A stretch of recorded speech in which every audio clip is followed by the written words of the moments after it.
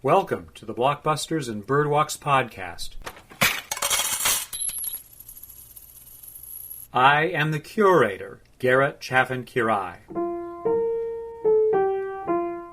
Today we have a conversation with a friend. This is Ed Rosa, bon vivant, professional simpleton, and you can check out my and our work on youtube.com at Toothless Richard Productions.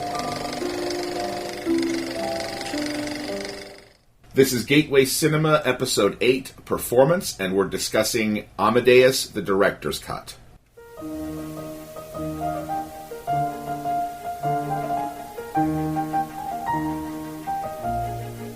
Audiences attach a great deal of meaning to and feel connected with people they invest their time and money watching on screen. If done well, a performer claims a three-dimensional presence in the lives of viewers. If done poorly, however, a performer is ineffectual and easily made the butt of jokes.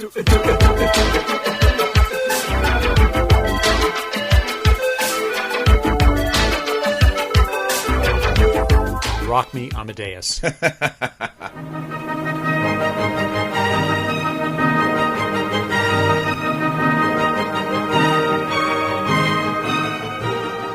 Amadeus debuted in September '84. The director's cut was released in 2002.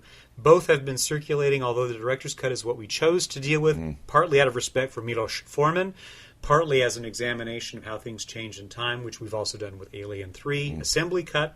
There were a few things about it that I could remember and could pinpoint as distinct from the theatrical cut, which I was taken to go see as a boy. Okay, yeah, I had to do some research myself because after finishing it, I'm like, I wouldn't cut a thing. Right. And then I'm like, oh, the theatrical cut was 20 minutes shorter and a different rating. So let's begin there, the rating. The director's cut is an R, I think largely because there is expressed literal nudity, not just implied sexual activity. There are more profane words, the more adult situations, but largely it's just longer sequences of Mozart's art being expressed on stage as part of the story world of Salieri's depiction of what happened between them, all to a degree a kind of a fiction. The PG version, which is what I was taken to see, was made palatable because many of those elements were shortened so that kids could go. That's exactly why my mom trundled off to the theater with myself and several of my cousins and my then 3 or 4 year old brother. It must have been insanely boring for you kids. It wasn't. Wow. I think we all kind of tied into the music, which is very gentle and very pleasing, except for a few songs which are quite startling. I mean to say that my little brother and my slightly older cousin and the stretch of us in between all were sort of invested in this movie. We'd begun doing a little bit of musical training. I was taking piano lessons. Oh, okay. Yeah, that definitely helps. Which is part of the draw, I think. And my mom was sanctioning this movie as like an important adult movie. I'm sure she wanted to go see because by the time we saw it would have been end of year, December 1984, because of when visits would happen with the extended family from out of state and so on. It had been in release for some months. It was an Oscar contender and eventually the Oscar winner. So we had a really good experience at the theater. Unexpectedly so, because it's a very adult movie. It is. It's a talky kind of a feature, and I'm seeing it now more than 40 years later from an entirely different perspective. And I don't believe I've seen it since I was 11 years old. Okay. So I welcome the chance to return to this. When you volunteered, this would be a good showcase for performance. Indeed, it is a great showcase for performance. Yeah.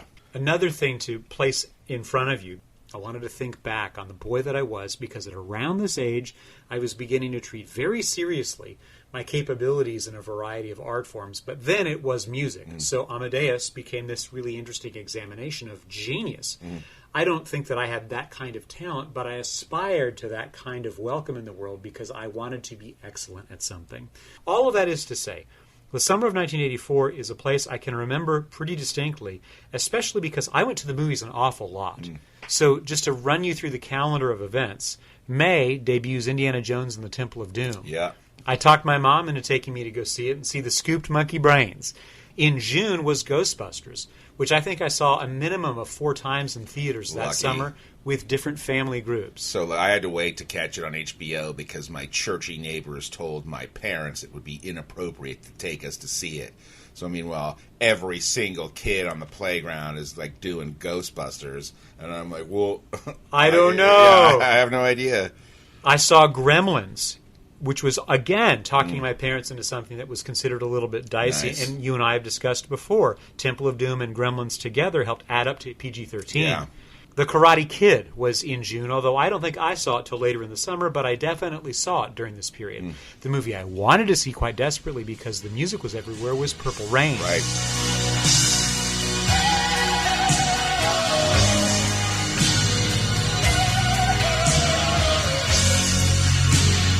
Purple Rain was such a cultural thing, like even in Silver Spoon's Ricky Schroeder speaks of seeing Purple Rain. It was that significant of a cultural experience that it was making its way into sitcoms. In August was Red Dawn. In October is Stop Making Sense. Which they should have made a special Oscar for.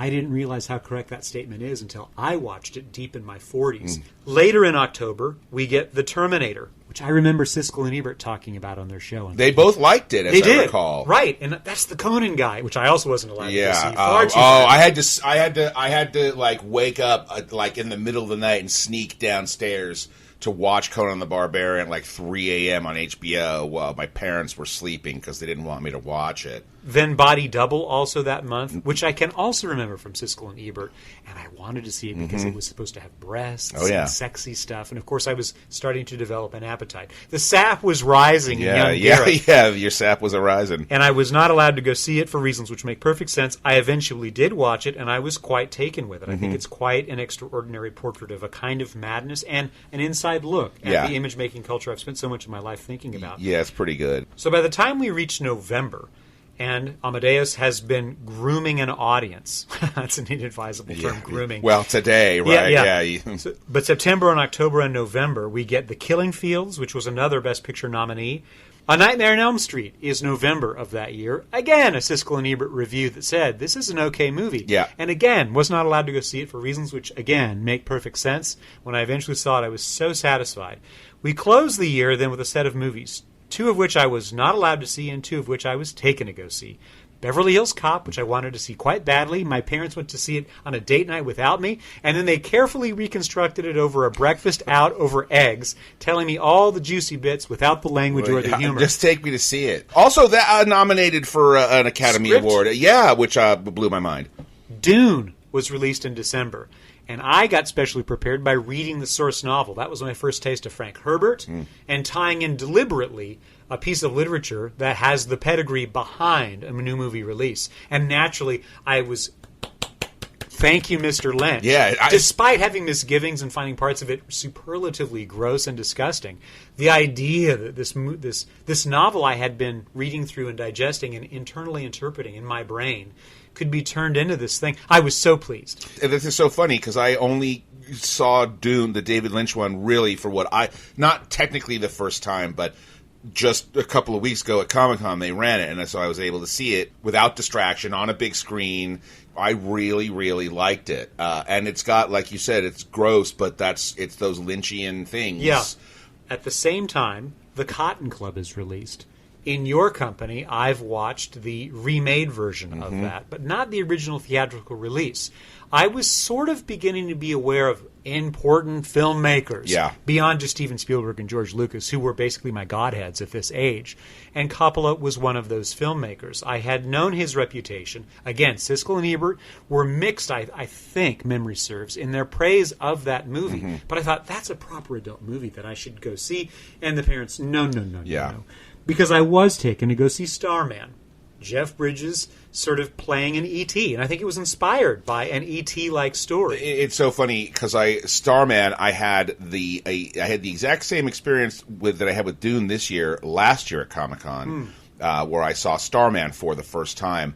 Not only did I find it to be magnificent, but I was really it was interesting because in 1982, E.T. and The Thing come out. Everybody loves E.T., but then, everybody hated The Thing. But then 2 years later, John Carpenter then makes his E.T. The same year then Temple of Doom comes out, right? And it's like the two of them have switched because now Starman is the bright, sweet, sort of optimistic, film, and everybody's lambasting Temple of Doom for how dark and violent it is. And racist. Right, well, right. Yeah. But I just thought it was kind of interesting how, both filmmakers, Carpenter and Spielberg, had these two films that came out the same 2 years, but they both kind of seem to mirror each other in weird ways. All of that context, I realize, is long on Dear Listener. I mean to emphasize that Amadeus, the eventual Academy Award winner, a serious movie aimed at adults, at a time when a movie could be in release, and it was, for more than 6 months, slowly building an audience. It wasn't the kind of release that saturates the marketplace with 10% of all screens devoted to it. It took a lot longer to get there. In fact, it debuted on just 25 screens in September, had good reviews, it had good word of mouth, and it was a long movie. Its theatrical cut was still 161 minutes long. You divide that into the number of times a day it can be shown, it's a restricted kind of experience. Yeah. Especially because it is the story of a man, but it is the story of the wrong man. It's not really Amadeus at all. When the Academy Awards were eventually given and F. Murray Abraham received the Best Leading Role Oscar, it's just. And he stood up, I remember this very distinctly because I was like, I sort of have skin in the game. He thanked Tom Hulce and regretted the two of them couldn't share the award. And I thought, that's a champ move. What a great gesture. Yeah, it's funny. I watched this making of documentary where the two of them talk. They're not together, but they, obviously they're the co-leads of the film. They talk about working with each other and what it was like. And yeah, the two totally have tremendous respect for each other. Young Garrett and most people believe it's the biopic of Wolfgang Amadeus Mozart. Right. A prodigy with the ability to hear music and instantly recall it. And it's his trail of creative destruction through Vienna from his middle 20s to his untimely early death at 35. It's that 10-year period which overlaps with becoming married, becoming a father, but really just not being able to turn himself off. He burns so fiercely in the entrapment of his own prodigious appetites, overspent horrifically, owed money to everybody, but made some of the greatest music of his tradition that the world has ever known. That is told by an aged Antonio Salieri, who is found having tried to kill himself, and he is committed to an asylum where he is approached by a priest to take his confession. "What ails you, my son?" says this boyish young man. I know that. I thought that was really funny. Right. Like, this kid is like my son. Right. This old-ass man. And so Salieri unwinds the tale of woe from the previous 35 years of his life that he has led past the death of Mozart, watching himself be erased from history as a mediocrity. And that connection, an old man who's got a throat bandage where he tried to cut his own jugular but failed, is retelling and accounting for the fact of who he is. An aspirant to God's favor, who could never achieve it, who always deals with the jealousy he feels towards an animal, this wild and crazy young Mozart, who he at first admired and then terrorized and finally murdered, through pushing the man into excessive work, excessive drink, excessive debt, until finally he did die. And we keep going back and forth in time.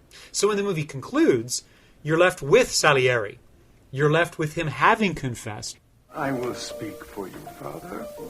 I speak for all mediocrities in the world. I am their champion. I am their patron saint.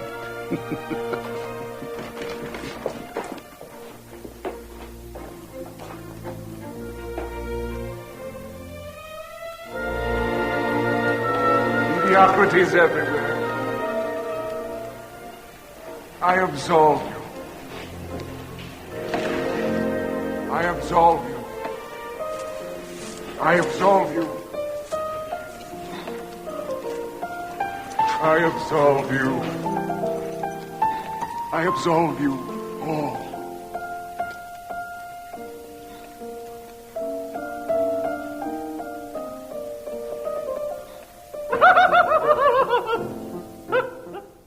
The award went to the true lead of the movie. Absolutely. But Hulse is great. He is. They both are really, really good, and they really play off each other well. Towards the end, we get that scene where Mozart's trying to finish the opera or whatever, and he's sort of so ill that he can't bring himself to really do it, and Salieri comes in to help him. Mozart is telling him what's going on in his head, and Salieri is like charting it for him. Start with the voices. Basses first. Second beat of the first Time. Common time. Second beat of the first measure. On A. Second measure, second beat. Maledictis. You see? Yes, G sharp. Of course. Yes. Second beat of the third measure on E. Famis acribus addictis res. Maledictis famis acribus addictis. You have me. I think so. Show me. It's like they were secretly like pals, really, the whole time. Well, I want to read Salieri as well. I have some interpretation to drop, but I also want to point out that the concluding piece of music you're referring to is the great unfinished Requiem, which is how Come and See concludes.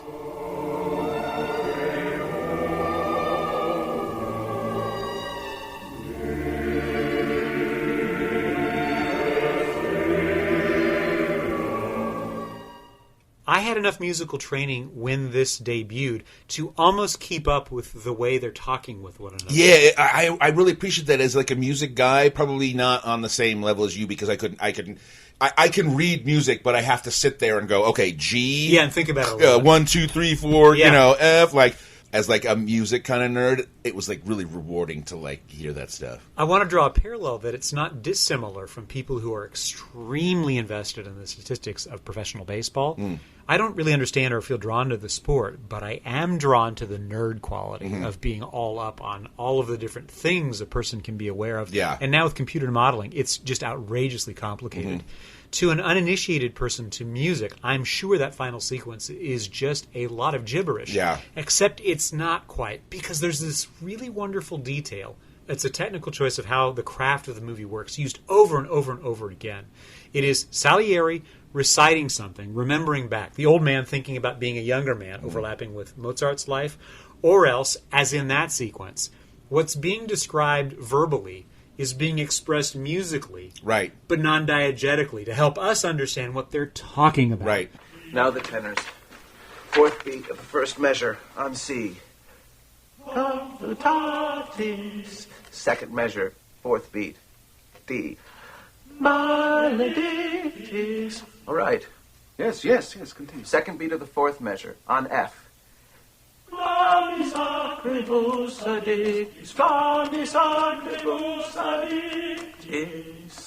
Now the orchestra. Second bassoon and bass trombones with the basses. Identical notes and rhythm. First bassoon, tenor trombones with the tenors.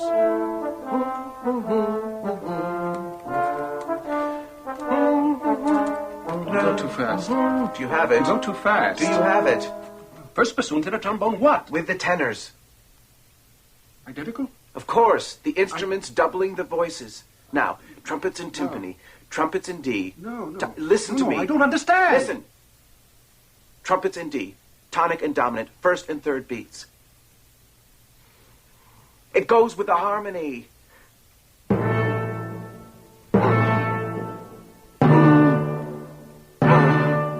Yes.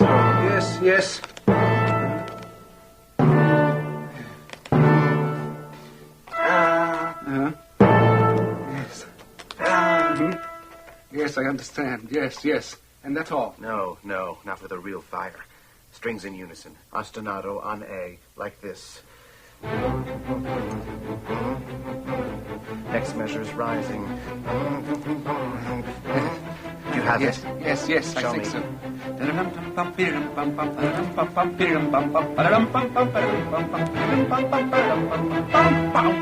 As symbols, metaphorically used by Foreman to describe a story written by Peter Shaffer based on his play, which was its own level of hit before translated into being a movie. And the obvious low-hanging fruit is that Mozart is unbridled genius trapped inside of the monkey boy body of this crazy person, which is exactly how Salieri meets him and thinks of him. Whereas we have restriction, we have discipline, we have the ability to kiss the ring, which is Salieri's position. And we recognize those types in the world wherever we may be. The outstanding and outrageous achiever, whether it's an athlete, an artist, an engineer, a mathematician, we're familiar with that type because they're so far out of the lane the rest of us can participate in. Yeah. And it's the lane that most of us want to participate in and have our greatest hopes that we are, in fact, that kind of excellence. 11-year-old Garrett hoped he would have that kind of excellence. Yeah. And 11-year-old Garrett still potentially had that in front of him. Middle-aged Garrett recognizes that there were roads taken, or roads I could not walk, because I am not that excellent. And so now I've switched over into identifying purely with the Salieri position. I've kissed a lot of rings in my time, and I've taken the knee a bunch of times, and I've made choices to be the company man a lot of times in order to have a salary, in order to know where my groceries are coming from, versus the great risk. So that is what these two forces symbolize. And you're right to point out that on the one hand, Salieri is built to detest Mozart, who's able to do all of the things that Salieri cannot do, but he loves him too. Another layer. Salieri winningly commits himself to the pathway of music, not because he's being abused, but because, in fact, his father, who is a wealthy businessman in Italy, doesn't wish him to pursue music because there's no money in it. Right.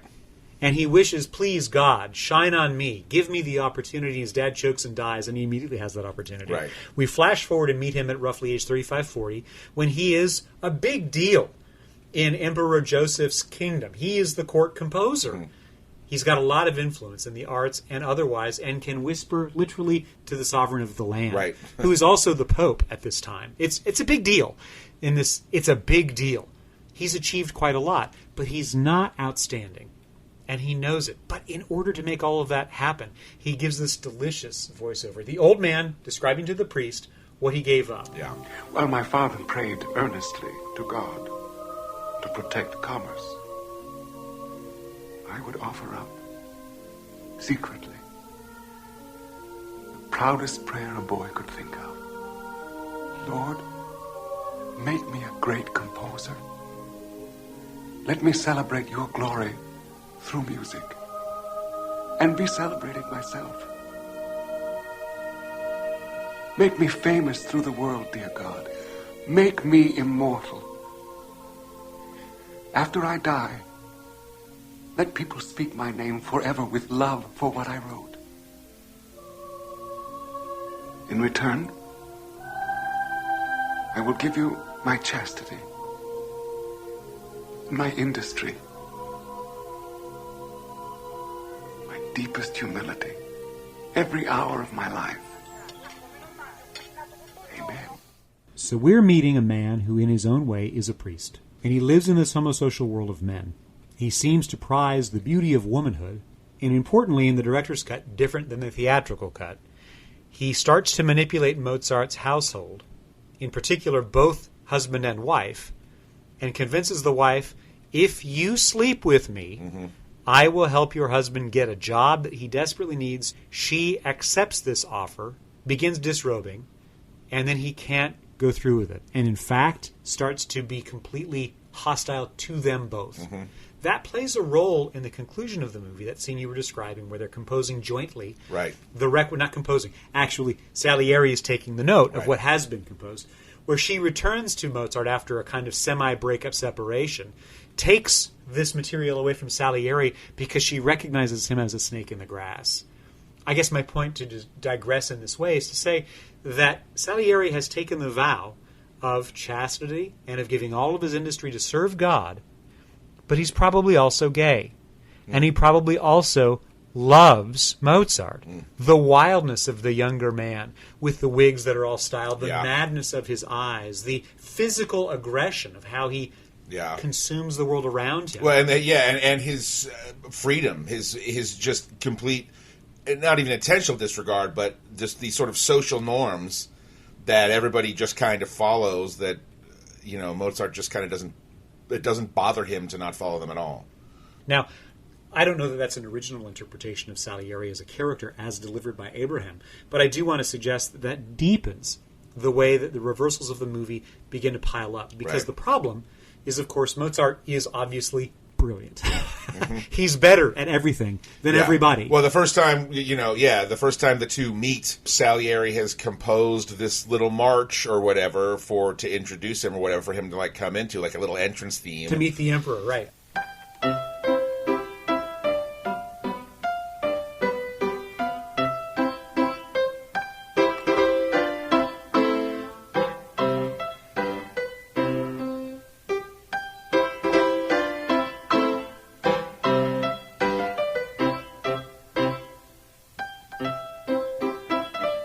rest is just the same, isn't it?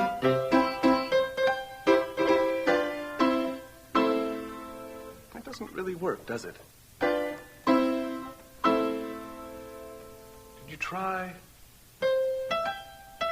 Shouldn't it be a bit more? Or this? This? Yes. Better? What do you think?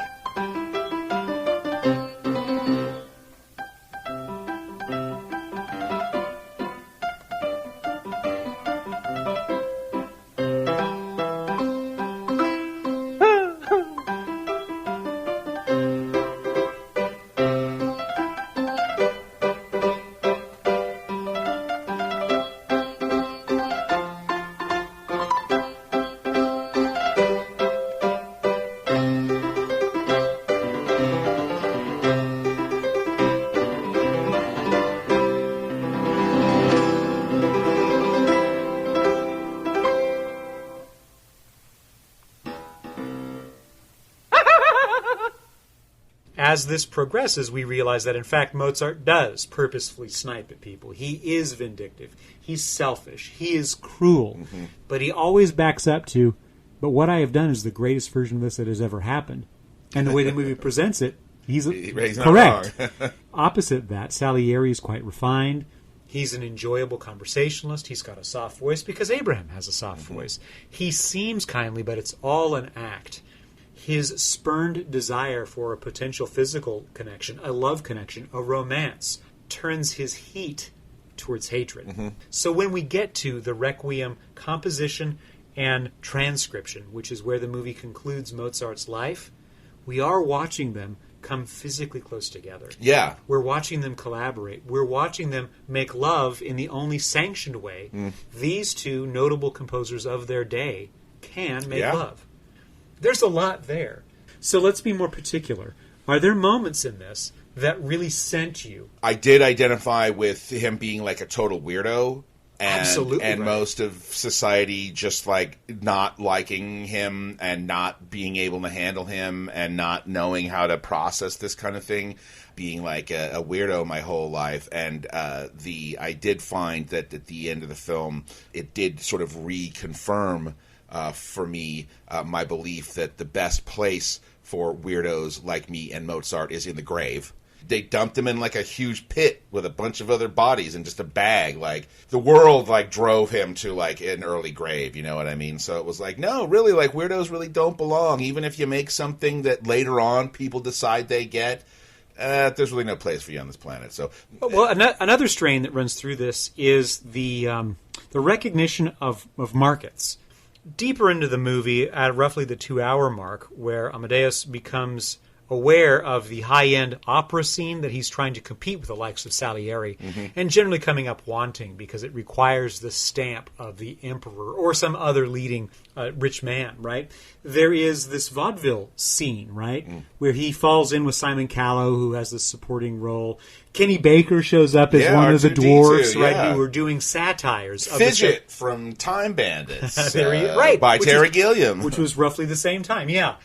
He becomes aware that exists as an outlet for him, and so what sets up the conclusion of the movie and the sort of fervency of his work that kills him is he's simultaneously juggling the paid-up front Requiem composition, which he never finishes in his lifetime, and that's true, along with composing the Magic Flute, which he does finish towards the end of his lifetime. And that's one of his most well-known pieces today. And it's meant to be shown in that second-tier or even third-tier environment, where common people are in the rows. They even did Smurfs and the Magic Flute. Right. That's exactly right. Thank you, Middle Europe. That is to say, Amadeus, in his time, was trying to compete for the laurels of the predominant mainstream, which was set by not just an oligarch, but a king who was the Pope. The God's emissary on planet Earth says this is what's permissible and what is not. But where he belonged was with the common folks. In that way, I was reminded of the way that Shakespeare in his own time was composing for the mass audience, but trying to do that as a way to escape being censured by the Queen. Everything really good starts like that, with the upper crust being like, oh, like turning up their nose until, like, then they realize it's good. Then they take it for themselves. There is a statement in the movie when Amadeus has been, again, he's been restricted one more time by the emperor and his decrees, but more than that, the emperor's various advisors who don't like him. And he says, what would you rather do? Eye roll and watch the Italian operas that define our day, or listen to the gossip of your hairdresser? Mm-hmm. And they all kind of look at each other. Well, obviously, I want the dirt. Right. Give me the tea. Spill. Right. But that's not the way it's meant to go from the top down. But if from the bottom up, a person can find their way. It just seems to me that he doesn't recognize that potential because it's poo-pooed from his father on down. His father doesn't approve of low conduct, doesn't approve of his choice in a wife, doesn't approve of all kinds of things about his boy, but nonetheless was aware of his boy's many levels of talent and skill.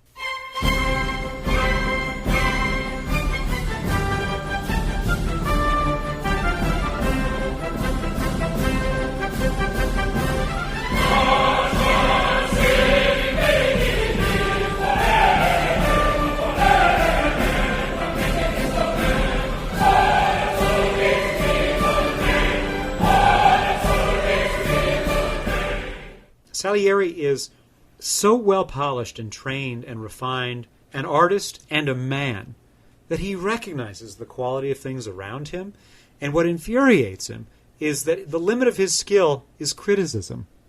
It's not actual creation, if you follow. Mm-hmm. He's gifted to know that Mozart is special, but he's frustrated that he can't himself become special. Exactly. No, that's it. I can't do it, but I can sure as hell tell you what's wrong with it. And that's important because I've come to realize that, in fact, I'm one of the great mediocrities.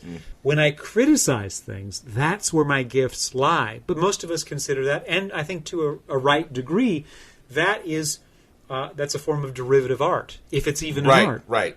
It's just a response. Yeah, it's like in Style Wars. It's like the losers that just tag something stupid over like a great piece of street art. You can't make this, so what do? You just ruin it. And that is one thing that critics can do, but another, and this is where the movie, I think, confronts an interesting problem that Salieri never resolves. That great mediocrity, discovering the great genius, can champion the great genius. And discover ways for that genius to make it in the world. Or else you're going to scribe the graffiti you don't like with lesser work, which is, in fact, how this movie turns out. That, I think, is pre-human. That is pre-winningly portrayed over and over again by the way that F. Murray Abraham, as an old man, reflects this confession to a priest in the sanitarium when we flash back constantly to the life he knew in the 1780s up into 1791 alongside Mozart. He is capable of recognizing the special thing that is around him. He's jealous it is not him. But rather than be the greater human that some of us will become, I think I'm becoming this kind of a person, I can recognize the greatness around me and I don't feel so threatened by it because I realize there's a limit to me. But what I can be is a proper fan, a proper eloquence, a proper bullhorn for that which is wonderful that I can help promote.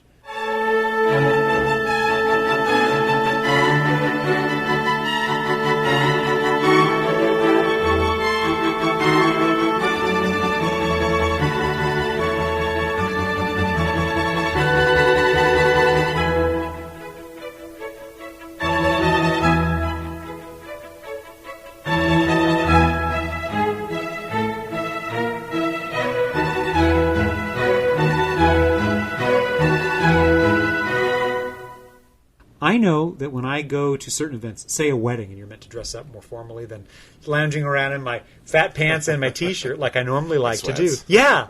You are restricted by the clothing that you wear, and as a consequence of that restriction, your body changes, and as a consequence of that, you change. What words you'll pull out of the vocabulary that's frozen in your brain differ. All of that helps make a performance come to life.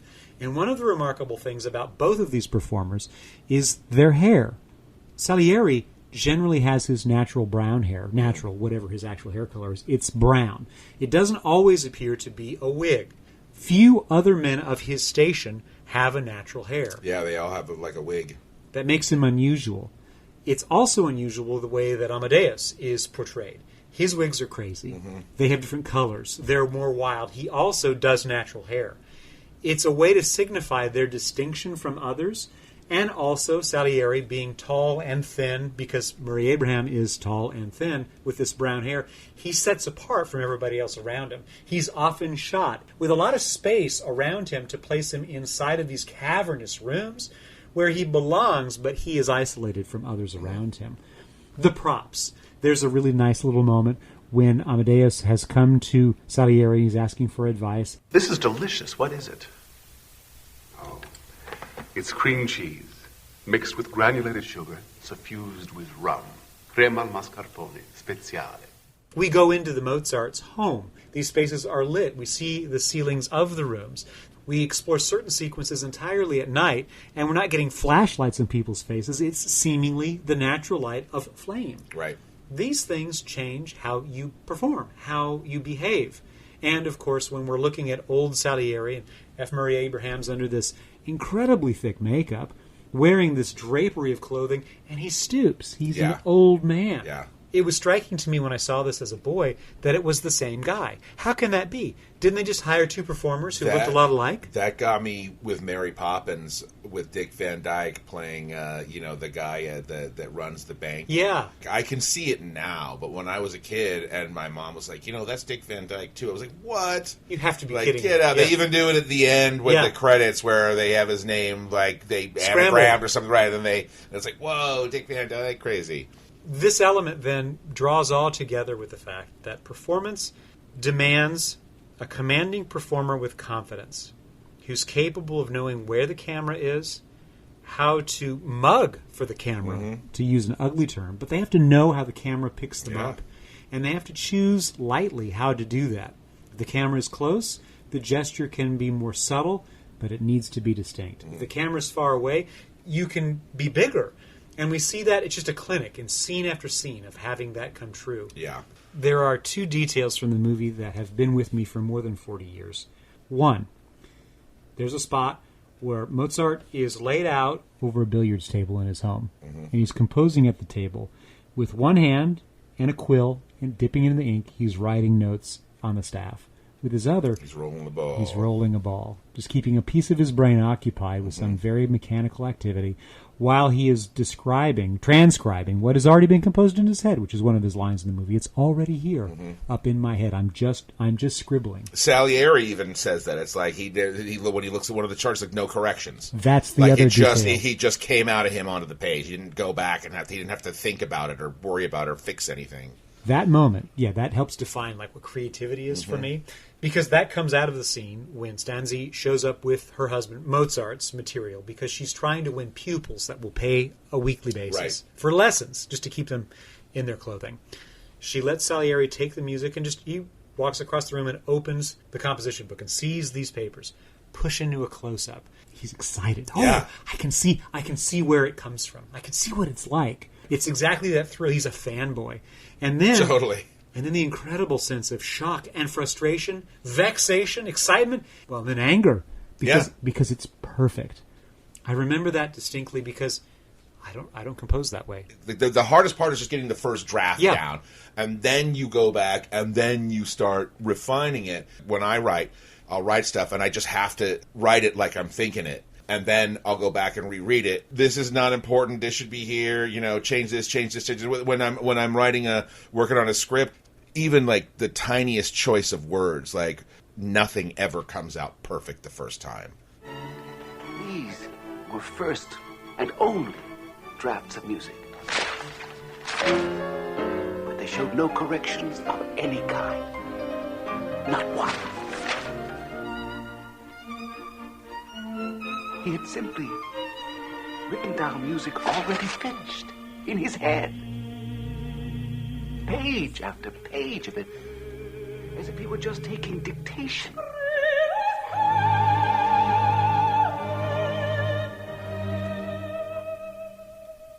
And music, finished as no music is ever finished. Displace one note, and there would be diminishment. Displace one phrase, and the structure would fall. It was clear to me That sound I had heard in the Archbishop's palace had been no accident. Here again was the very voice of God.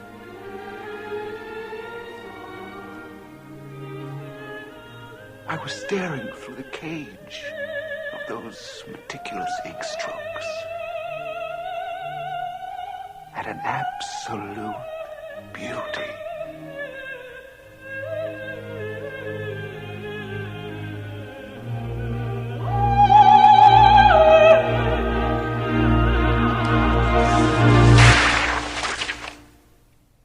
This is Blockbusters and Birdwalks. I'm the curator, Garrett Chaffin-Quiray. I'm Ed Rosa, bon vivant and professional simpleton.